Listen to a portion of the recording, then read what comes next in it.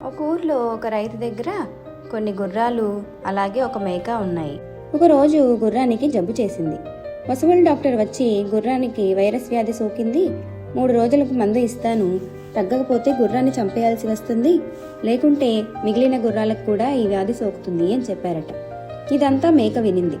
పక్క రోజు గుర్రానికి మందిచ్చారు. మేక గుర్రంతో, మిత్రమా ధైర్యంగా ఉండి కోలుకో, లేకుంటే చంపేస్తారు అని చెప్పింది. 2వ రోజు కూడా మందిచ్చారు. మేక గుర్రంతో, లే మిత్రమా నీకు నేనున్నాను అని ధైర్యం చెప్పింది. 3వ రోజు డాక్టర్ వచ్చి మందిచ్చి, దురదృష్టవశాత్తు నీ గుర్రం కోలుకోవడం లేదు, రేపు దీనిని చంపేయాలేమో, లేకుంటే మిగిలిన వాటికి కూడా ఈ వ్యాధి సోకుతుంది అని చెప్పాడు. మేక గుర్రం దగ్గరకు వెళ్ళి, లే మిత్రమా లే, నెమ్మదిగా లే, ఇప్పుడు కాకపోతే ఇంకెప్పటికీ లేవలేవు అని చెప్పి దాన్ని కొంచెం కొంచెంగా లేపడానికి ట్రై చేసింది. అప్పుడు గుర్రం లేచి ఒక్కొక్క అడుగు వేస్తూ పరుగులు తీసింది.